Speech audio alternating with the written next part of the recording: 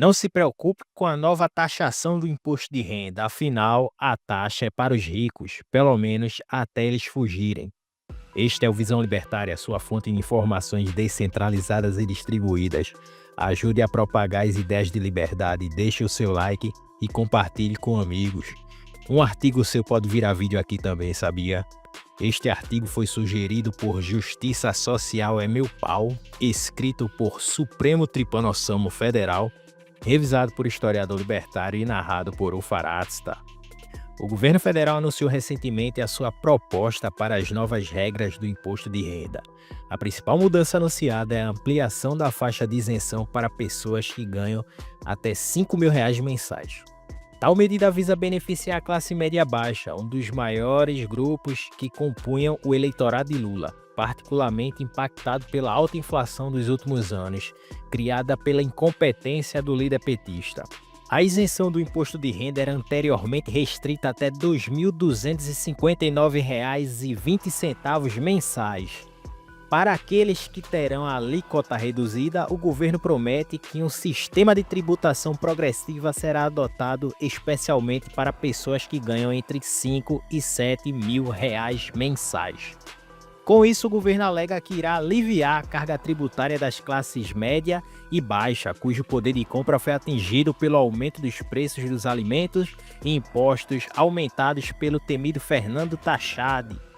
Para pessoas de alta renda, o governo propõe um imposto mínimo, uma via para garantir que os ricos ainda tenham que contribuir mesmo realizando manobras fiscais.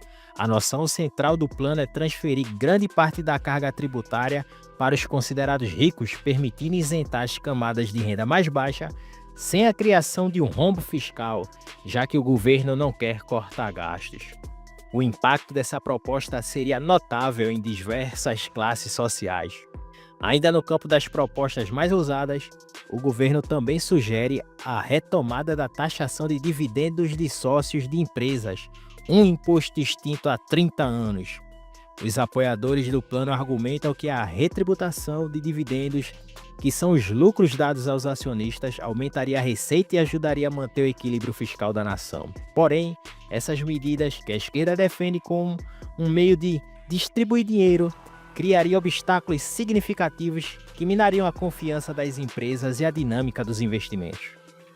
Algumas figuras carimbadas do governo foram rápidas em emitir declarações favoráveis à medida, como foi o caso do Taxa Humana, alter ego do ministro da Fazenda, Fernando Haddad. Nas palavras dele, é um projeto equilibrado do ponto de vista fiscal e busca a justiça social. Não se pretende arrecadar mais nem menos, e sim fazer justiça. Estamos apresentando aqui um projeto de sociedade. Queremos melhorar enquanto sociedade, afirmou o ministro. Segundo a própria Mula de Nove Cascos, em suas palavras, o projeto não vai aumentar nenhum centavo a carga tributária da União. O que estamos fazendo é apenas uma reparação. Estamos falando que 141 mil pessoas vão contribuir para que 10 milhões de pessoas não paguem imposto de renda. É simples assim. Até um cego consegue ver que as declarações do governo parecem ser boas demais para serem verdadeiras. Como um governo que taxou as compras dos mais pobres, tentou fiscalizar o Pix e catou até mesmo as moedas dos espelhos d'água do Planalto e do Alvorada, vai entregar de bom grado uma isenção aos contribuintes de baixa renda. Por óbvio, essa medida não se limita a um simples ajuste na tabela progressiva do imposto de renda. Ela também reflete uma tentativa explícita do governo de recuperar sua popularidade, especialmente em um momento de crescente insatisfação popular e queda na aprovação do presidente petista. À primeira vista, a proposta pode parecer uma solução interessante e até mesmo justificada, que vai na direção de um sistema tributário mais equitativo. Afinal, parece ser justo que quem ganha mais deveria pagar mais e quem ganha menos deveria ser isento ou pagar menos. Bem, além das implicações éticas que mostram que toda forma de imposto é na verdade roubo, a causa do imposto sobre grandes fortunas é uma grande arma para políticos populistas se perpetuarem no poder.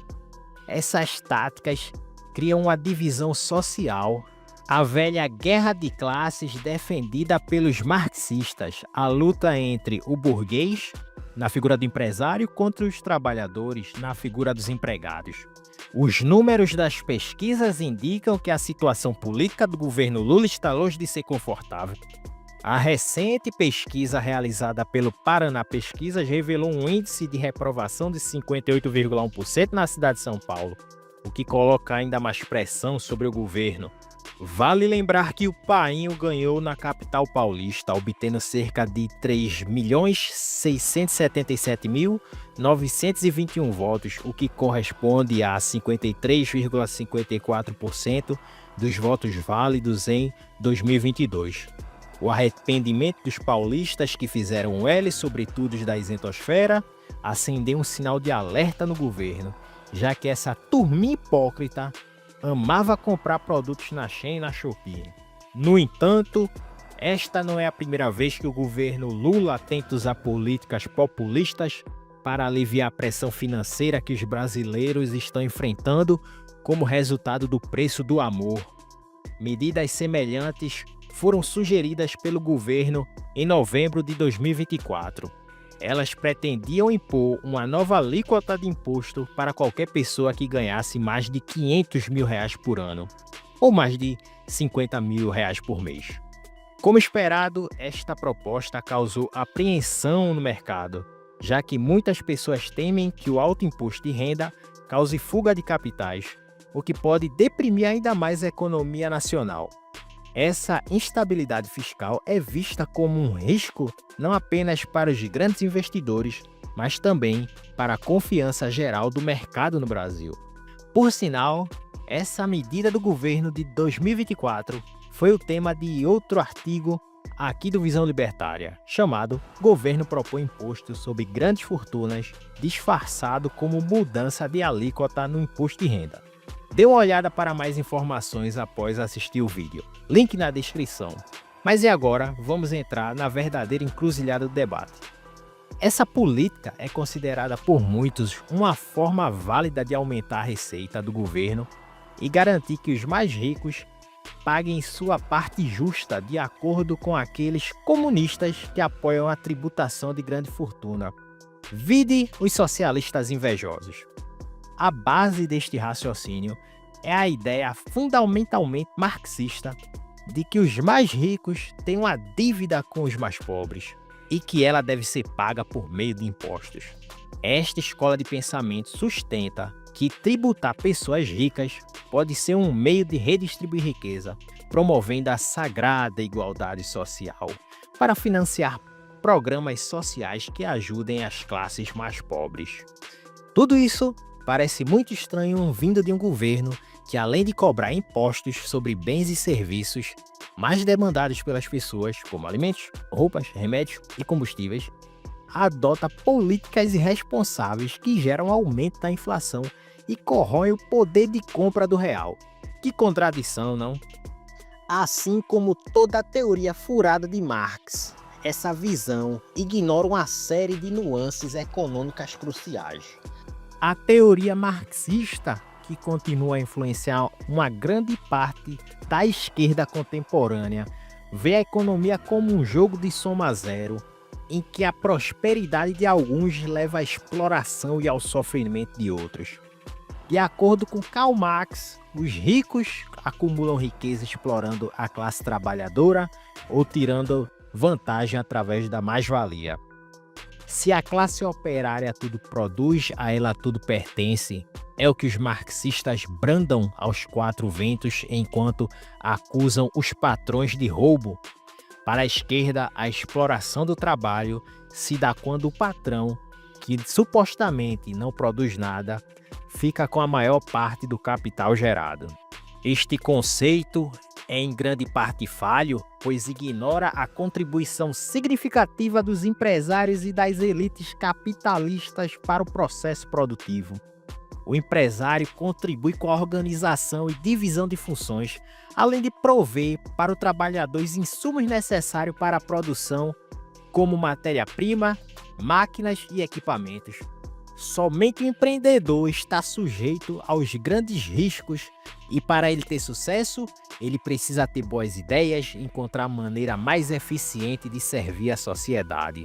Portanto, a teoria marxista, como sabemos, é furada e não reflete a realidade da economia real. Mas para além de uma premissa errada, a taxação de grandes fortunas gera consequências desastrosas para os países que a adotam. Afinal, se essa medida fosse uma bala de prata para instaurar de vez o paraíso comunista que deveria se parecer com o Jardim do Éden, as pessoas que vivem em Cuba e na Venezuela eram para estar vivendo no Mar de Rosas, mas não é o caso. A esquerda, com toda a sua retórica de justiça social, ignora um fato crucial: os ricos têm meios para evitar a taxação. A mobilidade geográfica de pessoas com alto patrimônio é um fato ignorado na narrativa de senso comum adotada pelos militantes de esquerda. O aumento da taxação resulta na perda de muitos investimentos, pois o dinheiro pode ser movido para paraísos fiscais ou para países com carga tributária menor. Bens como fazendas também podem escapar da tributação por meio de subterfúgios como colocar esses bens no nome de empresas com sede no exterior. A queda na entrada de capitais no país seria catastrófica, impactando imediatamente a economia, os negócios e o emprego da população de baixa renda, tornando toda a população mais pobre. Esse cenário de fuga de investidores e empresários foi exatamente o que aconteceu em todo o país que sofreu com uma revolução socialista, como Cuba e Venezuela. A produção de bens e serviços cairia com menos investimentos, gerando uma escassez no mercado, o que aumentaria os preços drasticamente. Um golpe duplo nos grupos mais pobres que o governo alega querer ajudar. Com a economia em crise e sem ricos para taxar, o governo voltaria suas armas fiscais para a classe média e os mais pobres, piorando o problema original que essa medida pretendia resolver. Na verdade, a tributação de grandes fortunas falha em promover a justiça social e levaria o Brasil a uma grande recessão que apenas aumentaria a pobreza e a desigualdade econômica. Embora o conceito de isentar aqueles com renda inexpressiva possa parecer justo à primeira vista, é na verdade uma armadilha estatal disfarçada de justiça social, que só serve para corroer ainda mais o poder de compra dos mais pobres. Eis o plano dos ditadores socialistas: dividir para controlar, incitando uma guerra de classes enquanto a elite comunista no poder se enriquece cada vez mais. Onde vimos esse cenário antes, Hugo Chávez fez isso na Venezuela e deixou o poder para o herdeiro político dele, Nicolás Maduro. A falha das medidas de imposto sobre grandes fortunas demonstra muito bem que problemas complexos, como a desigualdade de renda, não podem ser resolvidos com métodos simplistas, muito menos quando quem está implementando as medidas é o Estado. Para nossa sorte, a medida dificilmente será aprovada, uma vez que muitos congressistas seriam diretamente afetados pela medida, já que uma parte significativa deles possui renda elevada. Mesmo assim, Lula ainda pode tentar recuperar um pouco de sua popularidade, afirmando que fez de tudo para aprovar a medida, mas o lobby do Congresso não permitiu, criando para si uma falsa imagem de santo bem-intencionado. Toda essa situação torna ainda mais patente aquilo que todos já sabem. Lula não conseguirá se reeleger e mesmo que aponte um sucessor, as chances da esquerda em 2026 são mínimas. O que resta para a elite petista é aproveitar ao máximo os seus últimos anos no poder, extraindo todo o dinheiro possível do contribuinte via impostos e aproveitando os luxos que a cadeira presidencial podem lhe proporcionar.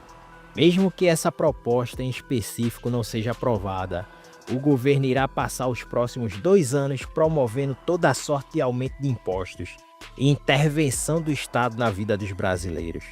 Nesses tempos de convulsão econômica, nos lembramos de uma célebre frase de Winston Churchill, afirmando que se você está atravessando o inferno, então não pare.